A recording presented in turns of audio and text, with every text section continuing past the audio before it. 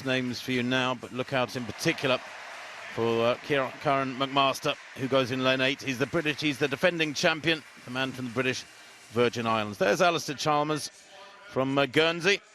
Went out in his heat back in 2018. He was only 18 then, but he's a much better athlete now. 48.88 makes him one of the quickest in Europe this year, a semi-finalist at the World Championships a couple of weeks back. There is McMaster, 4th in Tokyo last year at the Olympic Games, 4th at the World Championships in Doha back in 2019. But he is the Commonwealth champion at the moment. Didn't start the World Championships in Eugene. There's Ephraim Lurkin of Papua New Guinea. Went out in his heat 4 years ago. Only 52.8 this year. He'll need to really pull something out bigger here. William Mutunga of Kenya. Another athlete went out in the heats back in 2018, the 29-year-old. He's a 49.4 performer at his best. He's in 6. Good lane draw.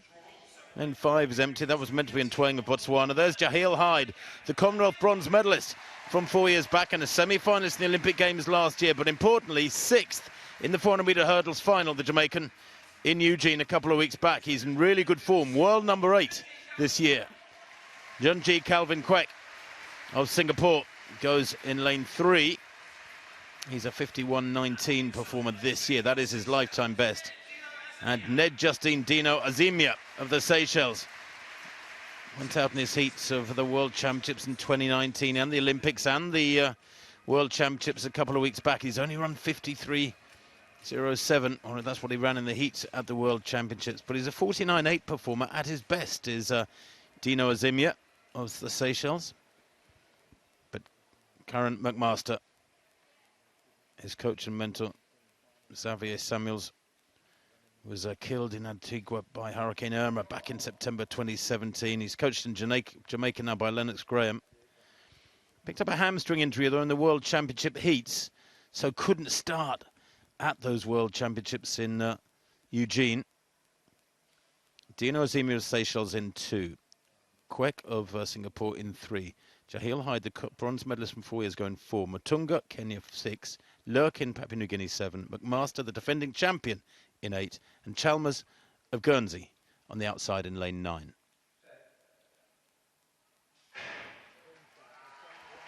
Let's hope for Karen McMaster. Second to left, top of picture. That's a hamstring injury. Is recovered. He's gone off pretty hard in that blue strip for the British Virgin Islands. Looking strong at the moment. Going really well. Also going well in lane 4 in that yellow vest of Jamaica is Jaheel Hyde. Remember, the first 3 go through by right. McMaster it is, who leads very comfortably at the moment. Little glance over his shoulder there around the crown with a bend. That's unusual.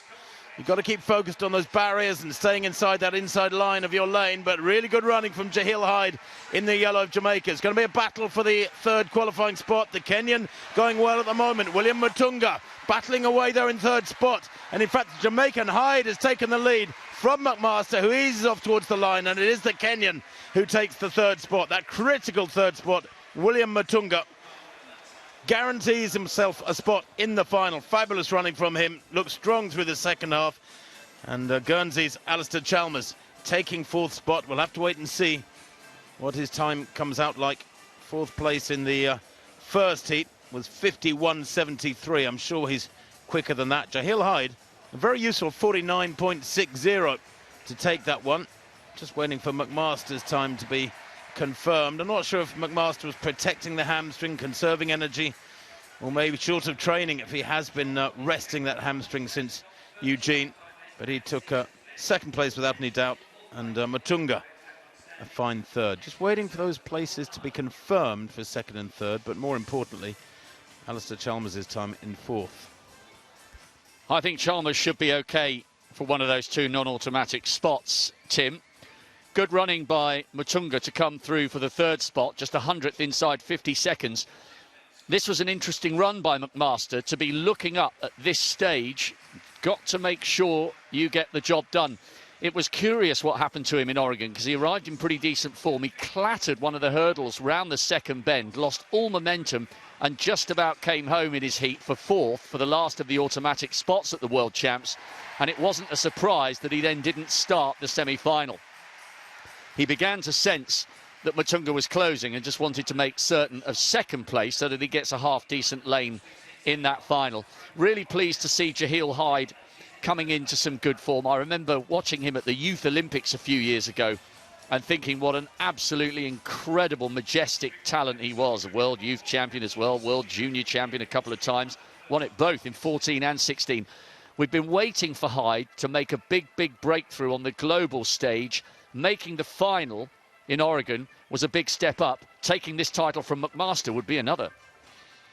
Well, I can confirm that the first 5 go through from that second heat. Hyde, McMaster, Mutunga, of course, going through. Season's best for Mutunga. Great for the Kenyan to dip under 50 seconds for the first time this year. Chalmers goes through okay as well as a non-automatic qualifier, along with Ned Azimia of the Seychelles.